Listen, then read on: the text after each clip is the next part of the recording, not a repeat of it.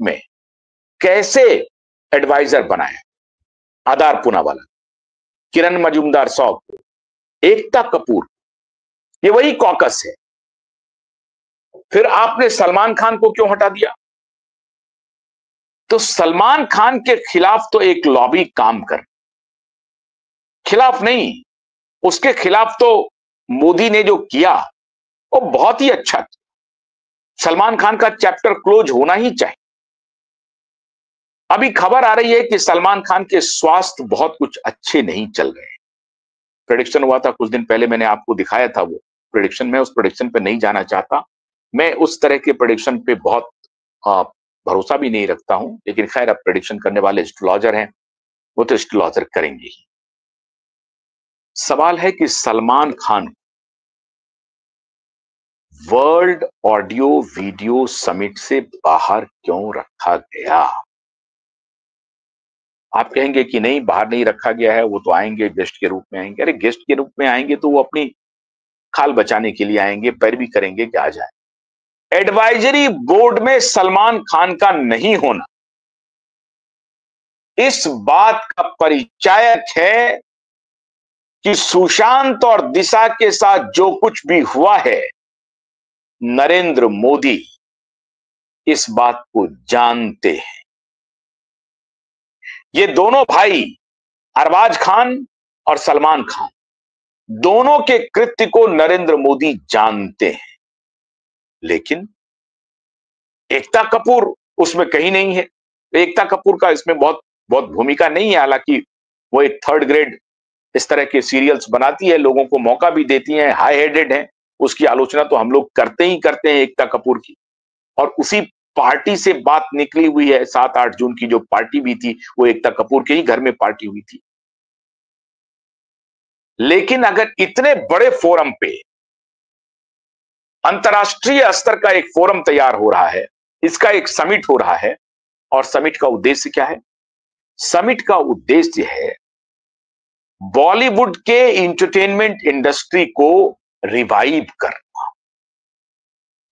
मतलब सरकार ये समझ रही है कि बॉलीवुड खत्म हो गई है, सरकार ये मान रही है कि बॉलीवुड के खत्म हुए हुए इंडस्ट्री को अब उठाना है, बाहर लाना है।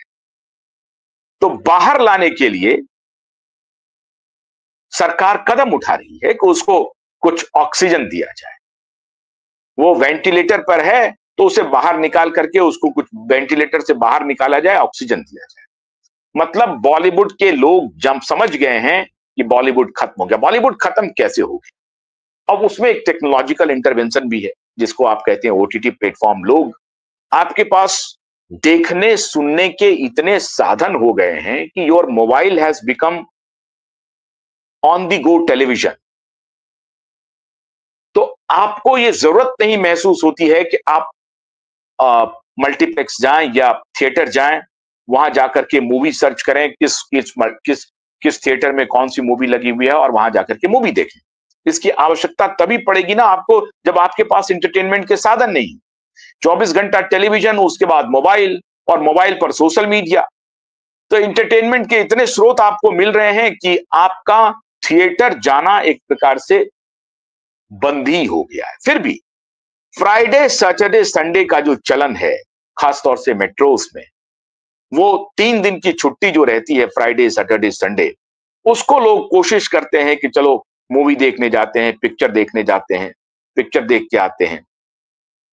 पिक्चर कैसा होता है, क्या होता है, तो वो पिक्चर देख करके जब आते हैं, मूवी देख करके, तो लोग लोग लोग उसको छुट्टी के रूप में मनाने की कोशिश करते हैं। ये है चलन फ्राइडे सैटरडे संडे। लेकिन बाकी 2 दिन तो हॉल बंद ही बंद है, बाकी दिन तो किसी को फुर्सत नहीं है। मेट्रोज में लोग इतने अपने कामों में व्यस्त हैं कि उनको फुर्सत ही नहीं है वीकडेज में। तो फ्राइडे सैटरडे संडे किसी प्रकार से वो निकाल पाते हैं कि चलते हैं, कुछ छुट्टी का लुत्फ ले लेते हैं। लेकिन फिर उनको मंडे से लेकर के फ्राइडे तक का जो टेंशन रहता है, वो उसी में उलझे रहते हैं। और उसके बाद एंटरटेनमेंट के इतने स्रोत हैं आपके पास कि आपको वक्त ही नहीं मिलता है कि आप जाकर के वक्त निकालें थिएटर जाने का।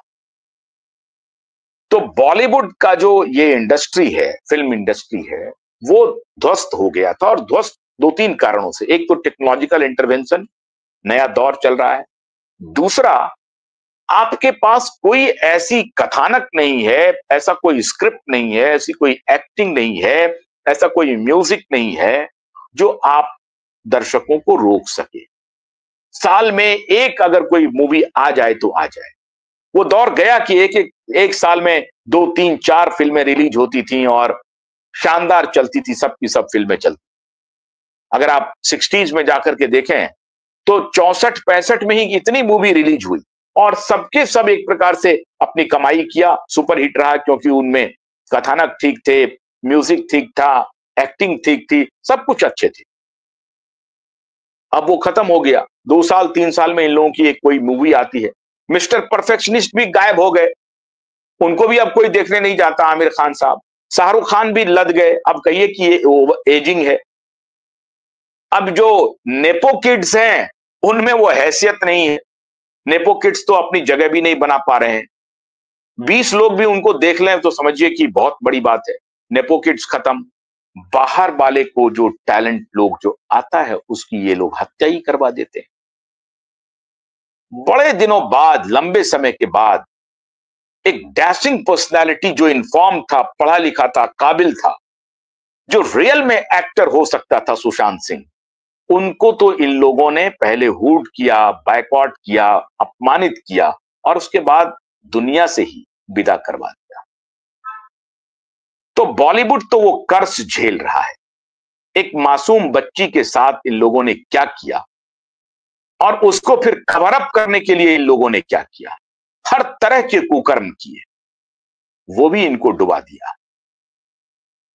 तो जनता का जो आशीर्वाद इन्हें मिलता था वो भी खत्म। अभी ईद के मौके पर इन्होंने सोचा कि धर्म के नाम पर कुछ काम कर लेंगे।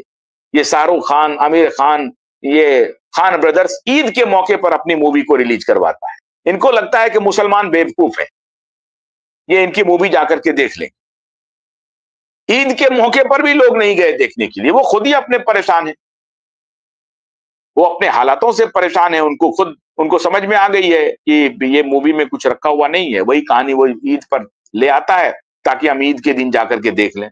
ये बड़े चांद हैं, ईद का चांद है, जो दीदार कर लें इनका जाकर के। तो छुट्टी, कम्युनल, हर ग्राउंड इन्होंने अख्तियार कर लिया। सारे ग्राउंड अख्तियार करने के बाद भी इनकी चली नहीं और ये फेल हो गए। जब फेल हो गए तो आए मोदी की शरण में सारे कि साहब त्राहिमाम त्राहिमाम। आपको याद होगा जया बच्चन ने पिछले दिनों बॉलीवुड को मारने की बात कह रही थी पार्लियामेंट में, राज्यसभा में। जया बच्चन कह रही थी कि सरकार बॉलीवुड को तबाह करना चाहती है, सरकार बॉलीवुड को बर्बाद करना चाहती है, सरकार बॉलीवुड के लिए कुछ भी नहीं कर रही है। क्या करेगी सरकार? और ये धौंस दे रही थी जया बच्चन कि सबसे ज्यादा टैक्स पे करने वाली हमारी इंडस्ट्री है। मतलब उनको तो कुछ आता जाता है नहीं, कितनी पढ़ी लिखी है, क्या पढ़ी लिखी है भगवान जाने। पढ़ाई लिखाई का अंग्रेजी बोल लेने का मतलब ये नहीं कि पढ़ी लिखी है या उनको बहुत ज्ञान है। कोई ज्ञानवान नहीं है। अगर ज्ञान होता तो शायद ये नहीं बोलती कि सबसे ज्यादा